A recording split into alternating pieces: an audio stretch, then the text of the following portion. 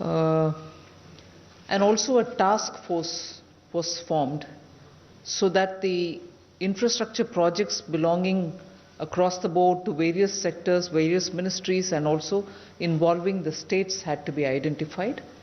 And very quickly, in one of my August to September announcements, I had suggested that the moment the projects are ready, we are quite happy to also front load a large chunk of this investment commitment.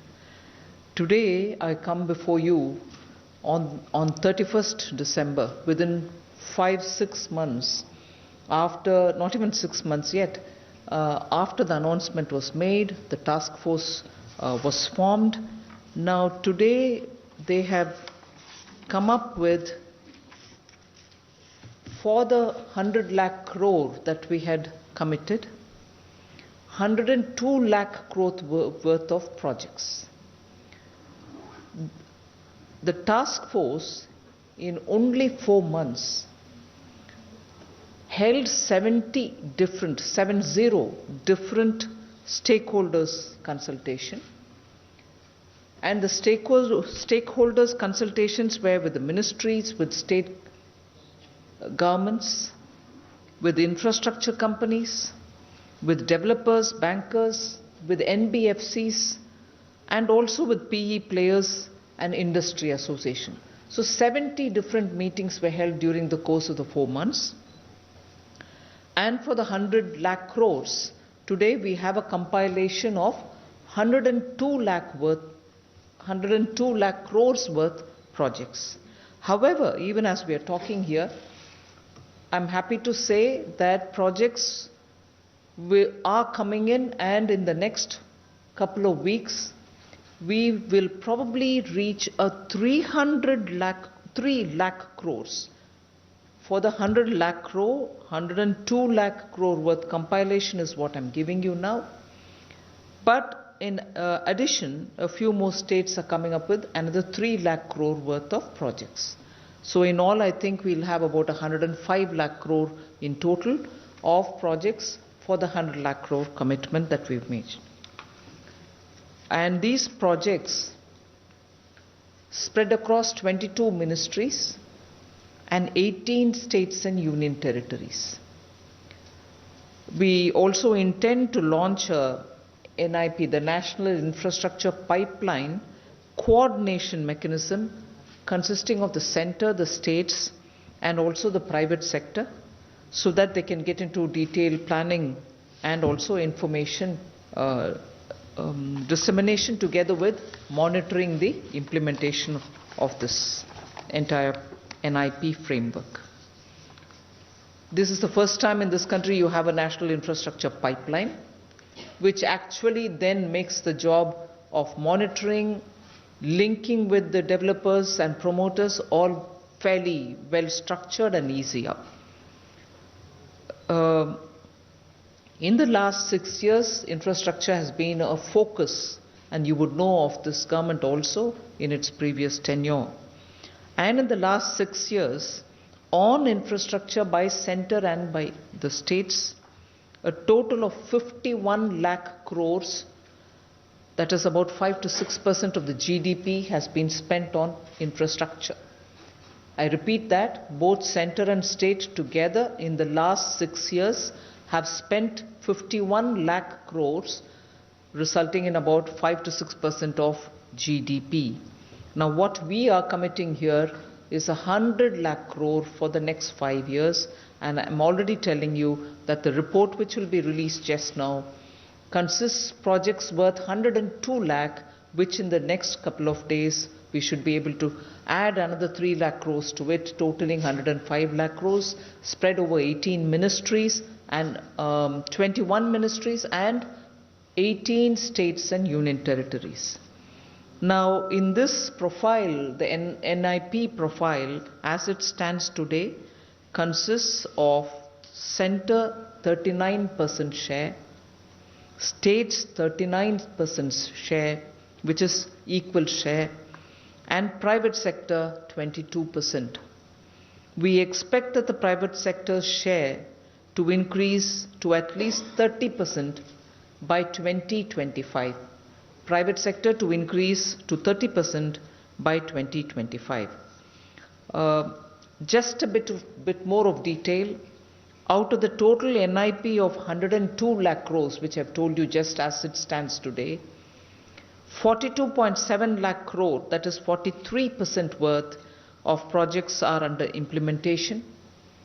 32.7 lakh crore, which is about 33% worth of projects are at conceptualization stage, and 19.1 lakh crore, which is about 19% worth of projects are under development, which is the DPR is done, but construction is yet to start.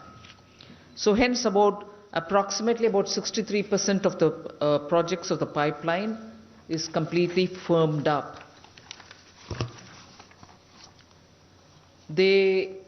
I like to underline the fact that keeping in line with the government's priorities, keeping in line with the flagship schemes of the government, so the infrastructure investment will be very much in alignment with them.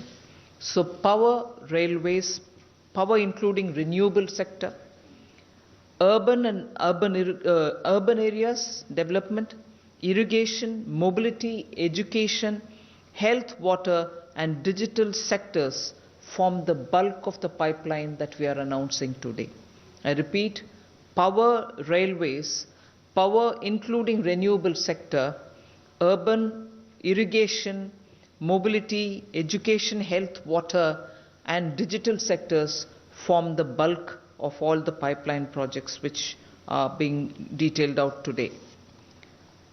There were several working groups under the task force which was appointed for this purpose, and the working groups in each of the areas other than identifying projects have also suggested a lot of reform related steps which will go together with this. Otherwise, announcing just the pipeline with a lot more difficulties here and there without steps taken to reform those will not really ease the process, because ultimately all these are done with an intention of making ease of living for the citizen and ease of doing business for the businesses.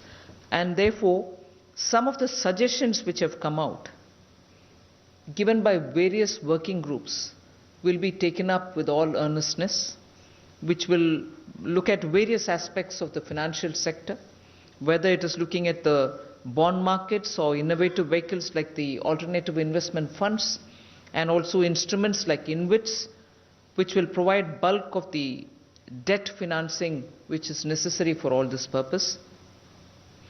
Improving on development process, project development process itself, such as planning and designing and better marketing, etc.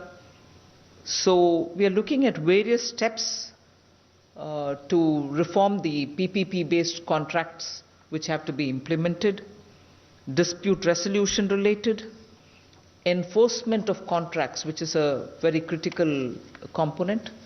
All this is also being looked at when we are talking about reforming the entire process per the suggestions given by the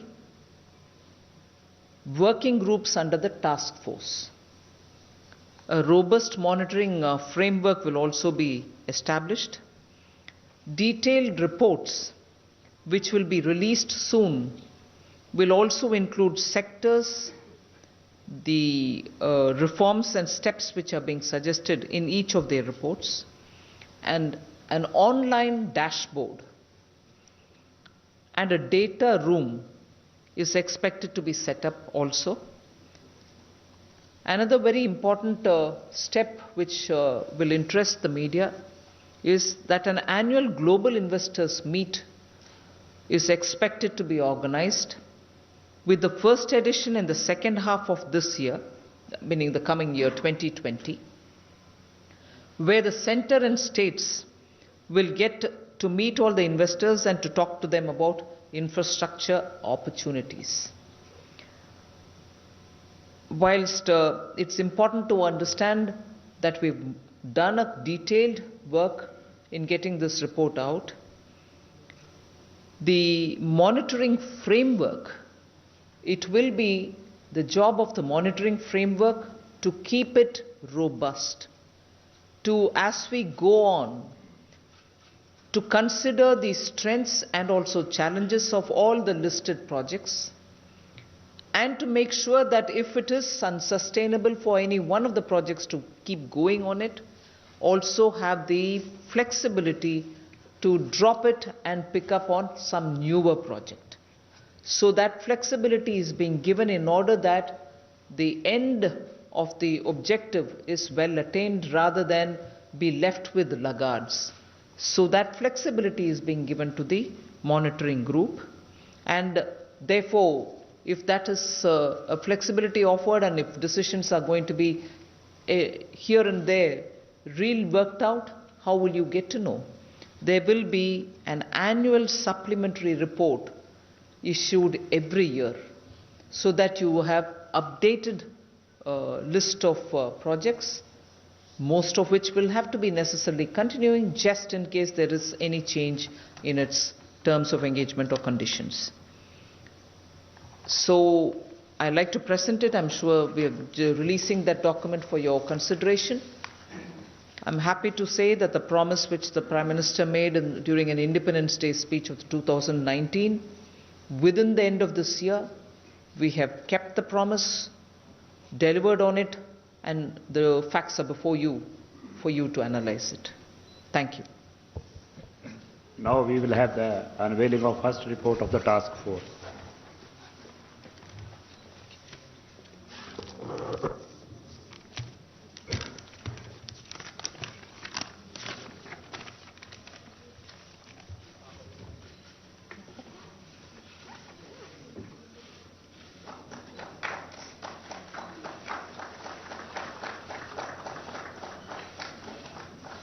Thank you.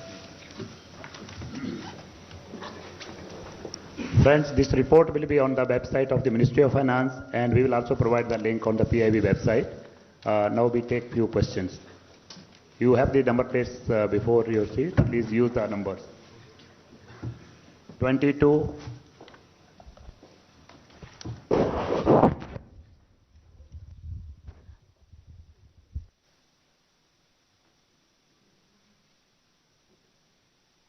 Ma'am, given the limited success of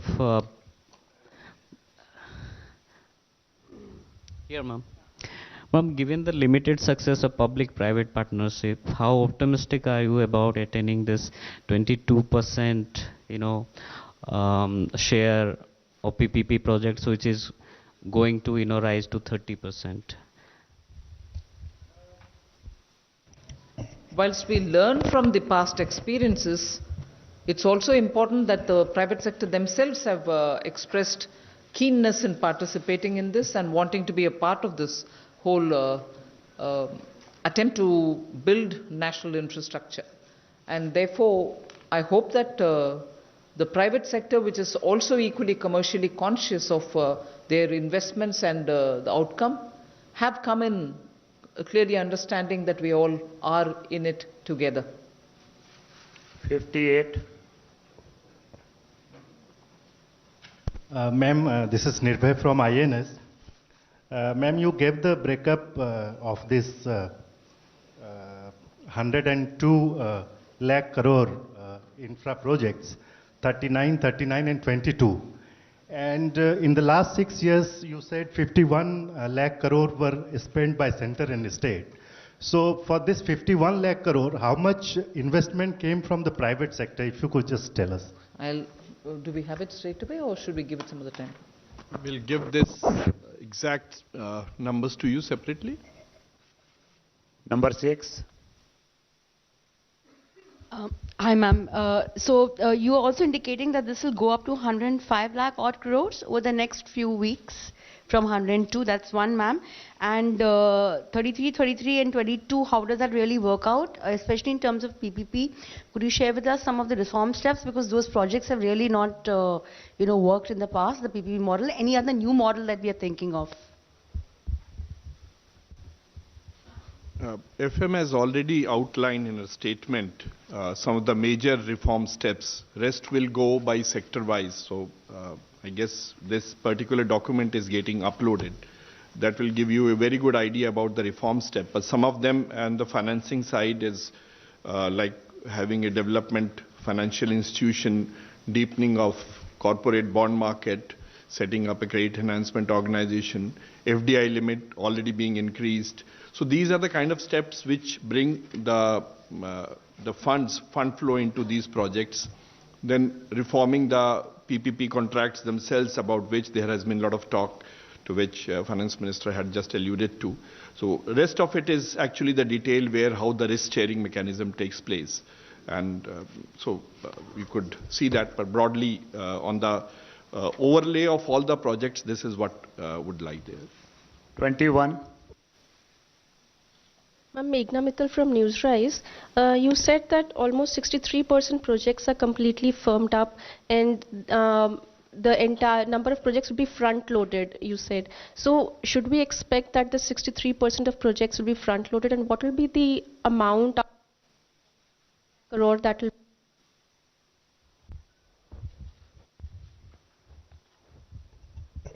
See, the expected phasing during financial year 2020 is about 18.44 lakhs, and in FY21 is 21.62. The full phasing you can see in the report, which would be on the website. However, it could even move further depending upon, there are issues like the spending in a particular project and so on and so forth. But the expecting phasing is 18.44 in the first year. 21.62 lakh crore in the second year, that is 21. In 22, it's 24.78 lakh crores. 23, it is 21.29 lakh crores. 25, it is 25.34 lakh crores. And then more projects do get added, and it does build up as... Number 5. 16.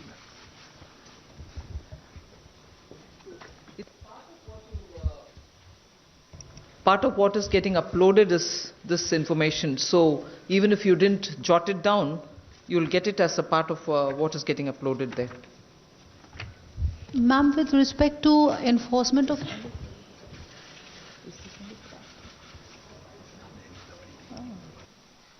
Just a bit of a correction there. I'll just come out with the correct page of the document.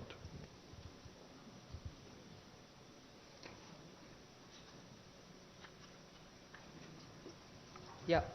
The meanwhile. Ma'am, with respect to enforcement of contracts, that has been a major overhang, something that was pointed out in the World Bank's Ease of Doing Business report as well. What kind of suggestions has been made in this report, and how will the government ensure that both the centre and the state are on the same page with respect to this issue of enforcement of contracts and dispute resolution as well? I think there are several things happening at the same time. This concern of enforcing contracts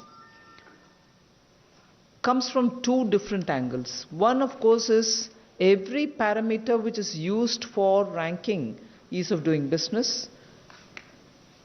Enforcement of contract is a very critical indicator. So, in general, government is looking at interacting with states and making sure that that is really pepped up so that we rank well in it. But also recent concerns about states which are reviewing or reconsidering, and on that angle there's also a sudden anxiety about which both centre and states are talking to each other.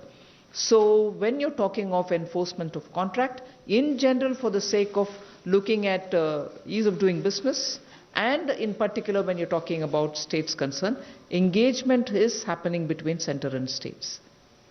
Number 11.